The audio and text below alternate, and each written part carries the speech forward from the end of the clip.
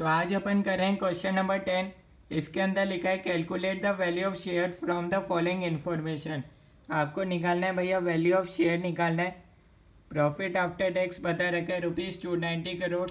Equity share capital है 1300 करोड़। पर value of share बता रखा है, पार वैल्यू ऑफ शेयर बता रखा है ₹40 ईच। ठीक है। डेब्ट रेशियो ऑफ कंपनी है भैया, डेब्ट डिवाइडेड बाय डेब्ट plus equity 27%। Long run growth rate of company 8%। बेटा है भैया, बीटा बता रखा है 0.1।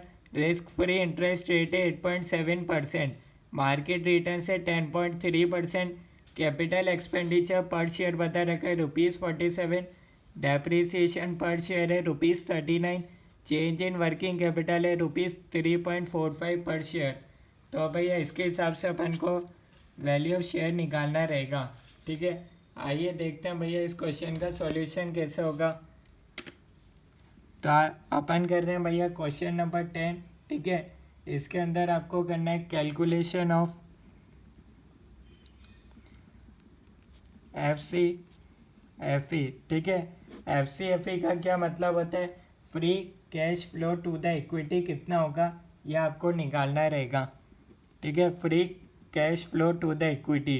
ठीक है, पर्टिकुलर्स अपन लेंगे और एक अपन लेंगे रुपीस पर शेयर।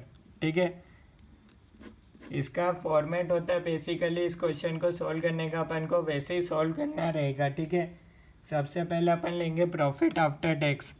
प्रॉफिट आफ्टर टैक्स कितना है भैया? ₹290 करोड़। अपन को चाहिए भैया रुपीस पर शेयर में चाहिए, तो प्रॉफिट आफ्टर टैक्स है भैया ₹290 crore divided by equity share capital ₹1300 crore. ठीक है, तो भैया अपन को profit after tax divided by number of shares यहाँ गिवन है नहीं, ऐसे नहीं होगा भैया। नंबर ऑफ शेयर्स पहले अपन को निकालने पड़ेंगे। ठीक है, तो सबसे पहले अपन निकालेंगे number of shares. Equity share capital है भैया 1300 करोड़। ठीक है, divided by par value of share बता रखा है, यानी कि भैया हर एक शेयर की कीमत है भैया ₹40। तो यहाँ से अपने पास आएंगे नंबर ऑफ शेयर्स 32.5 CR। ठीक है, प्रॉफिट आफ्टर टैक्स में क्या होगा भैया?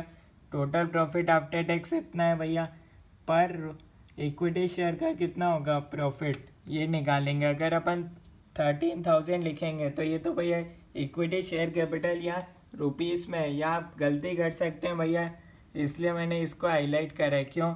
क्योंकि भैया एग्जाम में ये ज़्यादातर गलती हो जाती है भैया, ये रुपीस के अंदर है फिगर। ठीक है, इक्विटी शेयर कैपिटल अपन इसको जनरली ये नंबर ऑफ शेयर्स मान लेते हैं, equity share capital total number of shares मान लेते हैं, तो ऐसा नहीं होगा।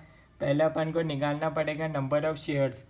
तो यहाँ से अपने पास आ गए भैया 32.5 करोड़। ठीक है, ये इक्विटी शेयर्स, तो और ये था भैया ₹290 करोड़। तो यहाँ से अपने पास आएगा प्रॉफिट आफ्टर टैक्स पर इक्विटी शेयर। ठीक है, तो ये आएगा भैया 8.923। ये अपने पास आ गया प्रॉफिट आफ्टर टैक्स। अब भैया free cash flow to the equity का फॉर्मेट होता है profit after tax plus depreciation. ठीक है, डेप्रीसिएशन कितना गिवन है क्वेश्चन में देख लेते हैं अपन। डेप्रीसिएशन पर शेयर दे रखा है ₹39। ठीक है, रुपीस ही चल रहा है, यहाँ हो गया 39। ठीक है, माइनस कर दें capital expenditure capex. Capital expenditure क्या क्वेश्चन में गिवन है क्या? तो हाँ गिवन है भैया ₹47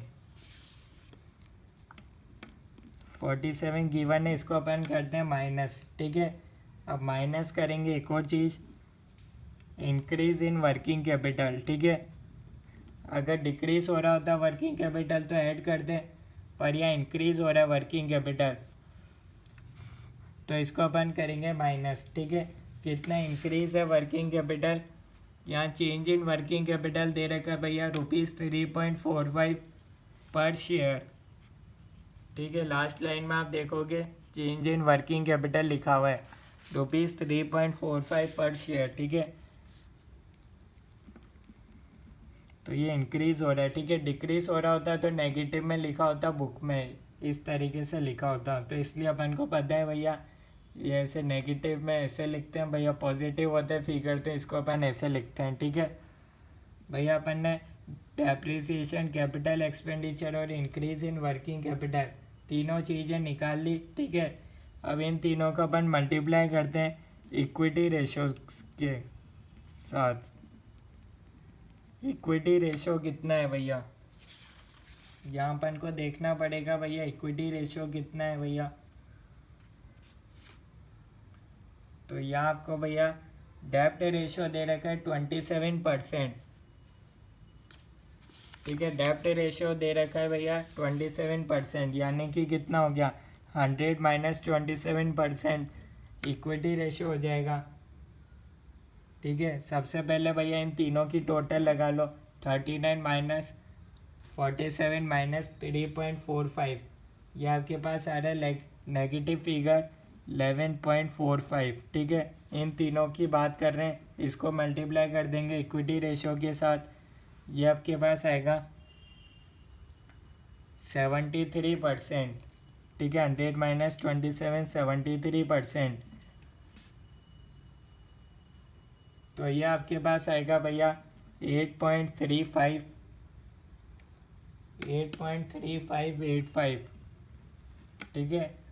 इसको आप करोगे तो आपके पास आएगा 11.45 इंटू 73%, 8.3585, ठीक है। अभी तक आपको समझ में आया, तो आगे बढ़ते हैं अपन, ठीक है। अब भैया इस फॉर्मेट की बात करूं तो भैया इसमें फॉर्मेट और है, एक होता है भैया इशू ऑफ डिबेंचर्स और एक होता है माइनस रिडम्पशन ऑफ डिबेंचर्स, पर यहाँ ये चीज़ गिवन नहीं होगी, मैंने पढ़ा था, ठीक है। एक और बार चेक कर लेते हैं भैया, इशू ऑफ डिबेंचर्स और रिडम्पशन ऑफ डिबेंचर्स दे नहीं रखा, अगर इशू ऑफ डिबेंचर्स होता तो ऐड होता, माइनस हो जाता रिडम्पशन ऑफ डिबेंचर्स, ठीक है। यहाँ फिगर है नहीं, बाकी अगर कभी एग्ज़ाम में आ जाए तो उसके लिए बता रहा हूँ, ठीक है। हाँ, इन तीनों को इक्विटी रेशोज़ के साथ मल्टीप्लाई करते हैं, बाकी इनको नहीं करना होता इक्विटी रेशो के साथ, ठीक है। इनको अपन नॉर्मली लिखते हैं, ठीक है। तो इसको बोलते हैं भैया free cash flow to the equity. इसकी टोटल लगा लो भैया, ये 8.923 माइनस 8 ये आपके पास होगा 8.923 माइनस 8.3585, 0.5645 आ जाएगा। ये भैया नेगेटिव में आएगा फिगर, 11.45 नेगेटिव में था इसलिए ये माइनस होगा 0.5645, ठीक है। यहाँ आपको ध्यान रखना है, अगर इधर नेगेटिव का साइन है तो इधर भी नेगेटिव का साइन आना चाहिए, ठीक है। तो अब अपने पास आ जाएगा P0, ठीक है। अपन को क्या निकालना है भैया, वैल्यू ऑफ शेयर निकालना है, तो अपन निकालते हैं वैल्यू ऑफ शेयर।